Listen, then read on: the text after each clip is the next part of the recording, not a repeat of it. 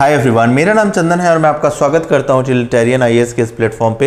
इस वीडियो में हम लोग आर्टिकल 14 डिस्कस करने जा रहे हैं। आर्टिकल 14 जो कि दो चीज़ों के साथ प्राइमरीली डील करता है। Number 1 equality before law and number 2 equal protection of law. Article 14 जो कि राइट टू इक्वालिटी का सबसे पहला आर्टिकल है। ऑलरेडी हम लोग बात कर चुके हैं कि राइट टू इक्वालिटी जो है वो उसमें 5 आर्टिकल है। आर्टिकल 14, 15, 16, 17 एंड 18 हम लोग ऑलरेडी पिछले वीडियो में बात कर चुके हैं कि राइट टू इक्वालिटी को इंडियन कॉन्स्टिट्यूशन में, not only in Indian constitution, part 3 जो कि जस्टिसएबल नेचर का फंडामेंटल राइट्स में डालने की क्या जरूरत थी। 1950 1947 में जब कॉन्स्टिट्यूशन डिजाइन हो रहा था तो क्यों कॉन्स्टिट्यूशनल फोर फादर्स को, ये कॉन्स्टिट्यूशनल मेकर्स को ये लगा कि राइट टू इक्वालिटी जैसी इंपॉर्टेंट चीज को सिर्फ जस्टिसएबल बनाने की जरूरत है।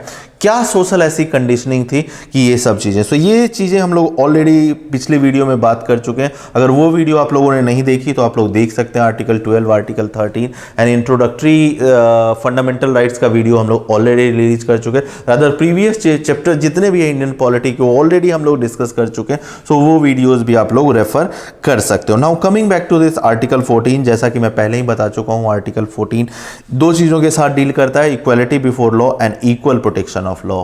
इसको पूरे वीडियो में throughout the video will be keep referring कि EBL equality before law and equal protection of law will keep referring as EPL.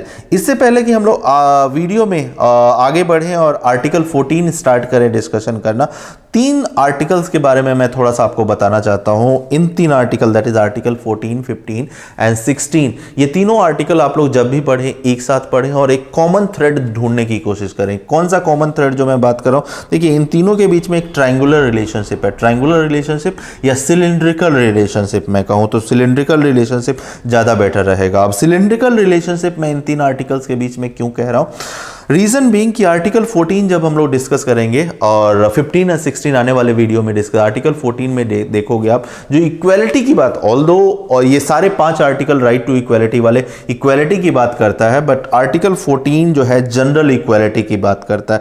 That is EBL, equal, everyone is equal in eyes of law and equal protection of law, that is EPL. So ये general equality की बात करेगा। Article 15 जब हम लोग discuss करेंगे तो आप देखोगे कि आर्टिकल 15 थोड़ा सा और स्पेसिफिक हो जाता है और आर्टिकल 16 में तो और ज्यादा स्पेसिफिसिटी आ जाती है। Although again article 16 will also deal with right to equality.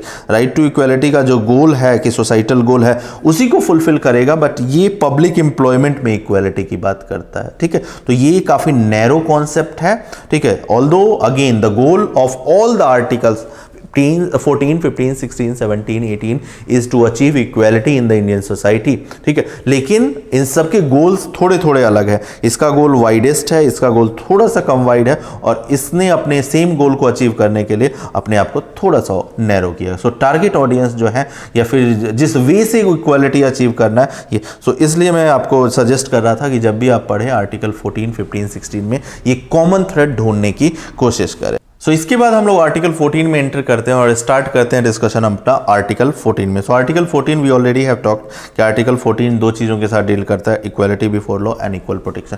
एक बार इस टेक्स्ट को रीड कर लेते हैं एंड देन डिटेल्स में एंटर करेंगे। So state shall not deny any person equality before law और equal protection of laws within the territory of India only on the basis of RRCSP। अब what is this RRCSP will discuss. So एक एक word को उठाते हैं। तो सबसे पहले यहाँ ये आर्टिकल 14 बात कर रहा है स्टेट शैल नॉट डिनाई। सो ये राइट, अगर आप लोगों ने फंडामेंटल राइट्स का इंट्रोडक्टरी वीडियो देखा होगा तो हम लोगों ने फंडामेंटल राइट्स का जब डिफरेंट कैटेगरी में डिवीजन या डिफरेंट बेसिस पे क्लासिफिकेशन कर रहे थे तो एक कैटेगरी पे क्लासिफिकेशन किया था। तो कुछ राइट्स हमारे पास स्टेट के अगेंस्ट अवेलेबल है, मीन स्टेट की ड्यूटी हो जाती है कि वो प्रोटेक्ट करे, और कुछ राइट्स जो है states plus citizens, private individual के अगेंस्ट भी अवेलेबल है। तो ये वाला जो राइट है, ये वाला राइट सभी के पास ये स्टेट के अगेंस्ट अवेलेबल है। नेक्स्ट लाइन जो है और नेक्स्ट कीवर्ड है जो आपको ढूंढना है, state shall not deny any person. Any person की जब बात आती है तो ये राइट्स जो है अगेन एक अनदर क्लासिफिकेशन हमने किया था फंडामेंटल राइट्स का और उसमें बताया था कि कुछ कैटेगरी ऑफ राइट्स सिर्फ सिटीजन्स को अवेलेबल है and then there are certain category of rights जो कि सिटीजन्स प्लस एलियंस दोनों को अवेलेबल है। ठीक है, कुछ क्या क्या क्या वो राइट्स थे, article 15, 16, 19, 29, 30, those were the articles और दोज वर द राइट्स जो कि सिर्फ सिटीजन्स को अवेलेबल है। सो यहां जब बात की जा रही है एनी पर्सन की, दैट मीन्स कि आर्टिकल 14 इज अवेलेबल और द प्रोटेक्शन अंडर और द राइट्स अंडर आर्टिकल, यहां जो अधिकार आर्टिकल 14 में जब हम इक्वालिटी बिफोर लॉ और इक्वल प्रोटेक्शन ऑफ लॉ की बात करेंगे, सो ये वाले राइट्स सभी लोगों को अवेलेबल है। सभी लोगों मतलब एनी पर्सन की मैं बात करूं तो सिटीजन्स, नॉन सिटीजन्स, और एक और कीवर्ड यहां आएगा दैट इज लीगल पर्संस। अब इन लीगल पर्संस का क्या मतलब है? लीगल पर्संस का मतलब है आपकी statutory companies, then you do have various kind of companies, corporation जो कि स्टैब्लिश की जाती है। सो ये लोग भी जो है उनको भी ये राइट्स जो है equality before law and equal protection of law. So citizens, non citizens and the legal persons सभी को इक्वालिटी बिफोर लॉ अवेलेबल है and equal protection of law available है। नेक्स्ट कीवर्ड पे मूव होते हैं that is equality before law. We already know equal protection of law within the territory of India only on the basis of RRCSP. What is the meaning of this RRCSP?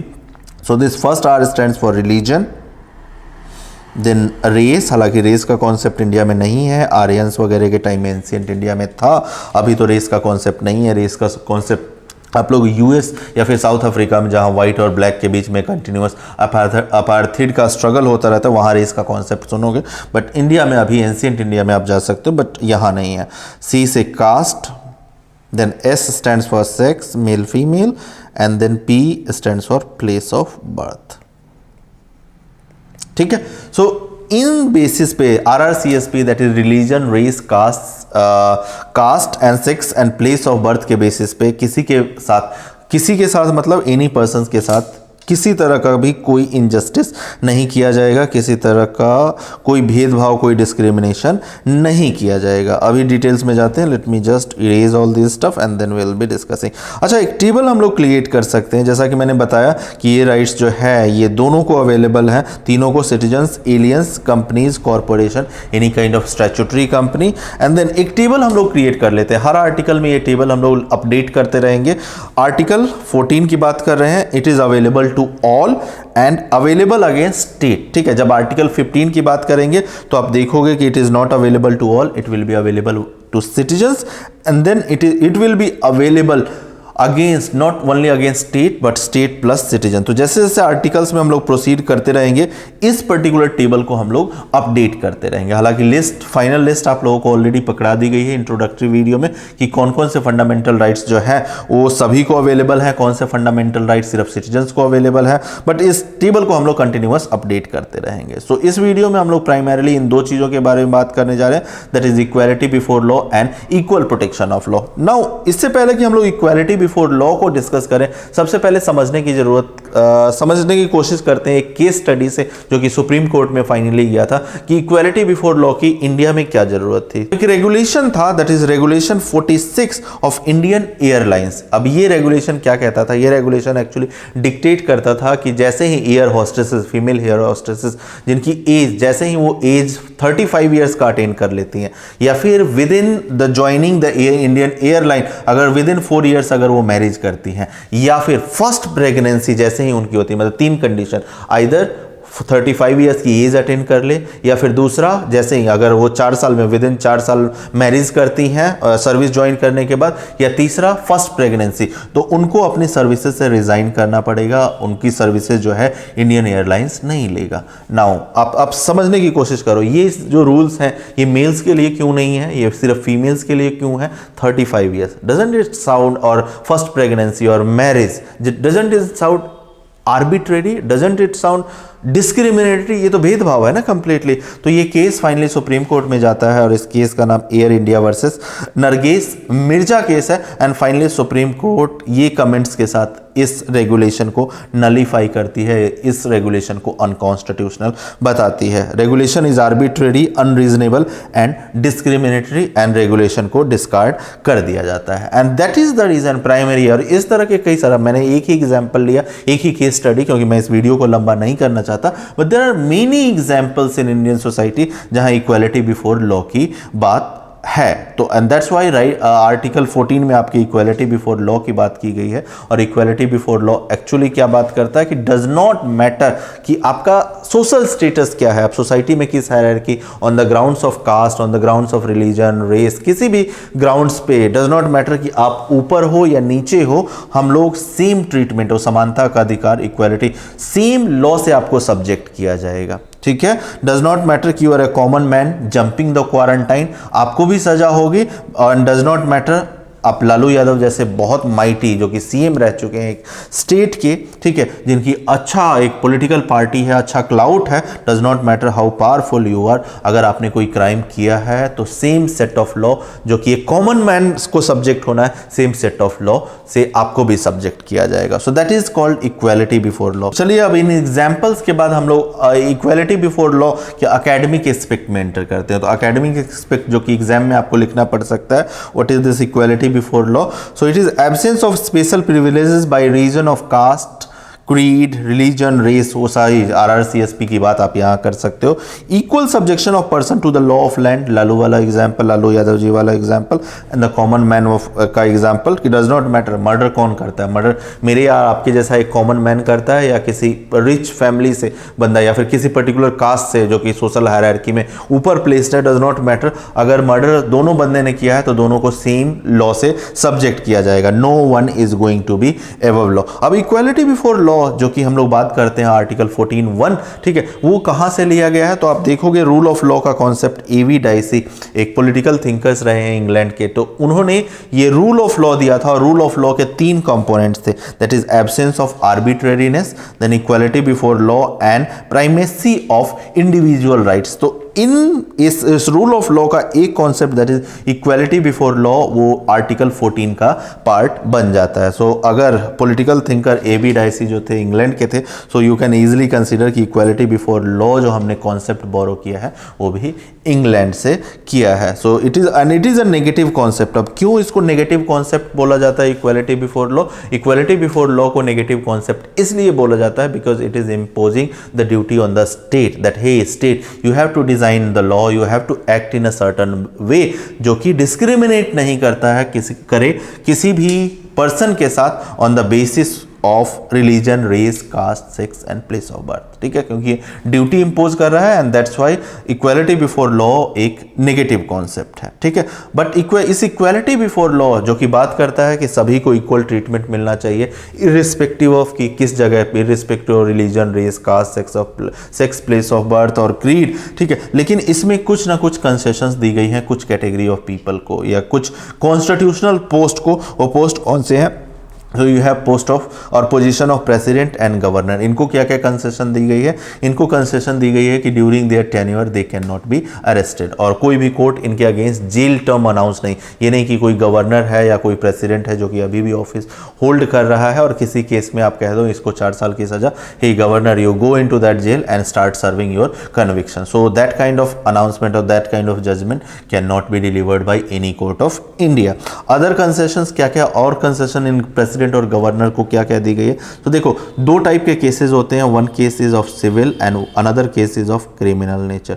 So again during their tenure criminal nature के cases, even if उन्होंने personally कोई crime किया है, तो during their tenure criminal nature के जो cases हैं वो इनके अगेंस्ट प्रेसिडेंट एंड गवर्नर के अगेंस्ट नहीं फाइल किया जा सकता। जहां तक सिविल केसेस की बात है, तो सिविल केसेस अगर कोई ऐसा केस है जो कि जिसमें ये सिविली इंप्लीकेट होने वाले हैं, कोई जमीन से रिलेटेड विवाद है, कोई टैक्सेशन से रिलेटेड जो कि सिविल नेचर के है, तो उस केस में इन दोनों को गवर्नर या प्रेसिडेंट को 2 महीने का नोटिस, जो भी कंप्लेन करना चाहता है इनके अगेंस्ट, इन्होंने पर्सनली किसी की जमीन हड़प ली है, किसी कुछ और ऐसा कर दिया जो कि सिविल नेचर ऑफ केस है, तो उस कंप्लेनेंट को 2 महीने का नोटिस देना पड़ेगा गवर्नर और प्रेसिडेंट को, and then only civil case can be initiated. So these 3 kind of concession has been extended to president and governor. Then कुछ प्रिविलेजेस जो कि एमपीज एंड एमएलएज को भी दी गई है, जो कि एक्सेप्शंस है इक्वालिटी बिफोर लॉ को।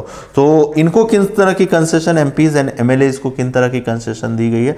तो एमपीज और एमएलएज को primarily under article 105 and article 194, जो कि पार्लियामेंट्री एंड असेंबली प्रिविलेजेस के साथ, जब हम पार्लियामेंट डिस्कस करेंगे एंड असेंबली प्रिविलेजेस डिस्कस करेंगे, एमपीएस एंड एमएलएज की प्रिविलेज, सो इन आर्टिकल्स को आप जानोगे, आर्टिकल 105 एंड आर्टिकल 194। सो इनको क्या प्रिविलेजेस दी गई है?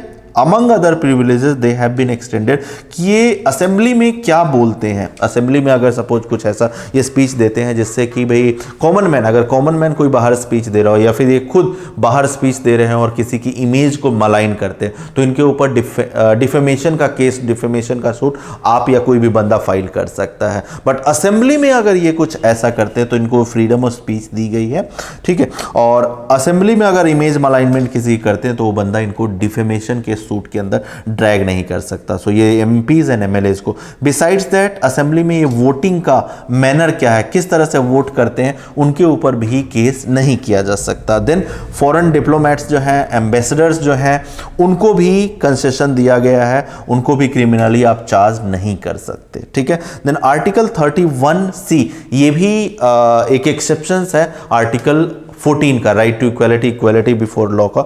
इसमें आर्टिकल 31C एक्चुअली क्या बात करता है? आर्टिकल 31C में दो सब आर्टिकल्स मेंशन्ड है, that is 39, 39B and 39C इसमें मेंशन्ड है। Now what is this 39B and 39C deals with? 39B and 39C actually DPSP के पार्ट है, एंड 39B एंड C इसमें कुछ social goals, socialistic goals mention है। जब हम लोग 39B और C डीपीएसपी में डिस्कस करेंगे तो वहाँ डिस्कस करेंगे। प्राइमरीली अभी के लिए इतना आप समझ लो कि 39B और C में कुछ सोशल गोल्स मेंशन है। और 31C क्या बात करता है? 31C कहता है कि 39B एंड 39C के सोशलिस्टिक गोल्स को इंप्लीमेंट करने के लिए अगर गवर्नमेंट कोई या स्टेट कोई लॉ के साथ आता है तो वो लॉ अगर आर्टिकल 14 का वायलेशन भी करती है तो इसको आप नलीफाई, कोर्ट्स को कह रही है कि आप नलीफाई नहीं कर सकते वो लॉ, इवन डिस्पाइट कि आर्टिकल 14 राइट टू इक्वालिटी को वायलेट कर रहा है, even then that will not be nullified और वॉइड, ठीक है, वो लॉजिकल होगा। So these all things that we discuss, ठीक है, ये इक्वालिटी बिफोर लॉ के प्रिंसिपल्स के अगेंस्ट जाता है, ये इक्वालिटी बिफोर लॉ का एक्सेप्शन है जो कि आर्टिकल 14 में ही मेंशन्ड है, ठीक है। So I hope equality before law का जो कॉन्सेप्ट हम लोगों ने डिस्कस किया वो आप लोगों को समझ में आ गया होगा। जो भी हम लोगों ने डिस्कस किया एक्सेप्शन टू आर्टिकल EBL वो यहाँ आपके मेंशन्ड है। नाउ अब इक्वल प्रोटेक्शन ऑफ लॉ में हम लोग एंटर करते हैं। इक्वल प्रोटेक्शन ऑफ लॉ का अगेन जब इससे पहले कि हम लोग एकेडमिक डिस्कशन करें, समझते हैं कि इक्वल प्रोटेक्शन ऑफ लॉ की ज़रूरत क्या है। तो देखिए यहाँ ये चिल्ड्रन है, किड्स हैं, ठीक है, जो कि आराम से नाच रहे हैं, and then in the second picture that you can see यहाँ अडल्ट्स हैं। अब सपोज ये बच्चे जो हैं या कोई बच्चा जो है जो कि 10 साल है का है या फिर 14 साल का है ये बच्चा, ठीक है, और इससे कोई मर्डर हो जाता है या फिर, ठीक है, इनका माइंड क्या है? मैनिपुलेटिव माइंड है। आजकल मूवीज़ किस तरह की चल रही हैं, किस तरह का एनवायरनमेंट है, किस तरह, यू ऑलरेडी नो। अब सपोज एक 14 साल का बच्चा किसी के इन्फ्लुएंस में आके, या मैनिपुलेटिव इनके माइंड जो है इम्पर्सनेट होते हैं काफ़ी, तो ये इन्फ्लुएंस में आके किसी का मर्डर कर देता है या फिर इंटेंशनली भी मर्डर कर देता है। दूसरे सिचुएशन में इनमें से कोई एडल्ट, आइदर मेल और फीमेल, जो कि फुल्ली ग्रोन अप है, कंप्लीटली इंटेलिजेंट है, जो कि कॉन्सिक्वेंसेज से अवेयर है, ये मर्डर करते हैं। तो इस सिचुएशन में आप लोग क्या करोगे? इक्वालिटी बिफोर लॉ का कॉन्सेप्ट अप्लाई करने को बोलोगे कि नहीं, equality before law, same law से आप इन दोनों को, दोनों category of people that is children and mature बंदे को सब्जेक्ट करो और दोनों को पनिशमेंट, दोनों की पनिशमेंट अगर 14 साल की है उस लॉ के अकॉर्डिंग तो दोनों को 14 साल की पनिशमेंट मिलनी चाहिए। तो नहीं, द आंसर वुड बी कि दैट वुड बी लॉजिकल। आप दोनों की सिचुएशन आपको समझना पड़ेगा। जब ये बच्चा क्राइम करता है सो ही इज नॉट अवेयर, क्या इस बच्चे की ही सिर्फ गलती है? क्या सोसाइटल वैल्यूज जो हम लोग इन बच्चों में डाल रहे हैं क्या उसकी गलती नहीं है? क्या वे ऑफ पेरेंटिंग या अपब्रिंगिंग की गलती नहीं है? तो जब गलती सबकी है तो सिर्फ इस बच्चे को ये सजा क्यों मिले, right? So that is where the concept of equal protection of law comes in. Only child responsible for the crime, what about poor mental ability, जो कि उसके पास जब वो क्राइम कर रहा था तो उसके पास क्या इतनी एबिलिटी थी to understand the consequences, the full consequences. What about his upbringing? What about societal norms? What about changing values? What about lack of education? So जब इतने सारे पैरामीटर्स हैं, अगर गलती इन सब फैक्टर्स की है, so why that child जो कि मैनिपुलेट हो सकता था, जो कि इम्पर्सोनेट हो सकता था, उसकी गलती हम क्यों ठहराएं? ठीक है. And that's Y in this situation की इक्वालिटी बिफोर लॉ, अगेन आपको ये इक्वालिटी बिफोर लॉ के कंप्लीटली अगेंस्ट जाती हुई चीज़ दिख रही होगी कि इक्वालिटी बिफोर लॉ की तो बात रही ही नहीं फिर. तो नहीं, वो equality before law that was a negative concept, but here this concept that talks about equal protection of law. ठीक है, अभी इक्वल प्रोटेक्शन ऑफ लॉ के अदर एस्पेक्ट्स हम लोग डिस्कस करेंगे. सो इसी चीज़ को ध्यान में रखते हुए हम लोग जुवेनाइल जस्टिस एक्ट्स लाए या चाइल्ड प्रोटेक्शन एक्ट्स लाए, और इन चीज़ों का ध्यान रखते हुए बोला कि नहीं, अगर दोनों क्राइम अगर अलग अलग सिचुएशन में करते हैं तो दोनों की सज़ा जो होगी वो डिफरेंशियल ट्रीटमेंट हम देंगे. अब बात करते हैं एकेडमिक एस्पेक्ट से इक्वल प्रोटेक्शन ऑफ लॉ की. So equal protection of law क्या बात करता है कि equality of treatment under equal circumstances. अगर इक्वल सर्कमस्टांसेस में अगर कुछ हुआ है देन हम लोग इक्वालिटी ऑफ ट्रीटमेंट देंगे.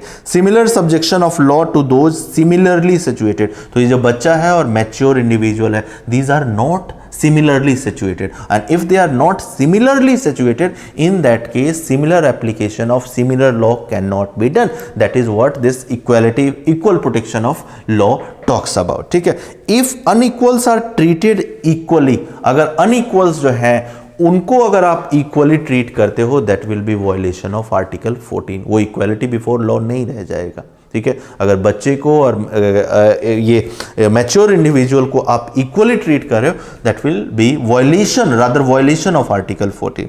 और if equals are treated unequally, अगर एक 32 साल का बंदा है और देन अगेन दूसरे साइड भी एक 32 साल का बंदा है और इन दोनों ने सेम क्राइम किया है और दोनों को अगर डिफरेंशियल ट्रीटमेंट दे रहे हो तो भी वायलेशन होगा आर्टिकल 14 का. एंड देन एक 14 साल का बच्चा है और एक 32 साल का पर्सन है और इन दोनों को अगर आप सेम दे रहे हो, even then it will be considered violation of article 14. दोनों स्टेटमेंट्स को आप समझो. Article 14 forbids class legislation but it allows reasonable classification of laws. क्या मीनिंग है कि क्लास लेजिस्लेशन आप नहीं बना सकते. आप ये नहीं कह सकते कि अमीर के लिए अलग लॉज, गरीब के लिए अलग लॉज, इस पर्टिकुलर कास्ट के लिए अलग लॉ, इस पर्टिकुलर कास्ट के लिए, इस रिलीजन के लिए अलग लॉ, इस रिलीजन के लिए अलग law. So that will be categorized as class legislation. But यहां अंडरस्टैंड इसको समझो आप. रीजनेबल क्लासिफिकेशन ऑफ लॉज को अलाउ करता है. What is this reasonable classification of law? Reasonable classification आप ये कर सकते हो कि ठीक है, एक एज डिसाइड कर लो कि हाँ इस एज से पहले वाले बच्चे को हम लोग जुवेनाइल मानेंगे या फिर किड्स मानेंगे. ठीक है, और इनको अगर सेम क्राइम मर्डर करते हैं तो इनको डिफरेंशियल ट्रीटमेंट हम लोग देंगे then a mature individual. So that is what reasonable classification of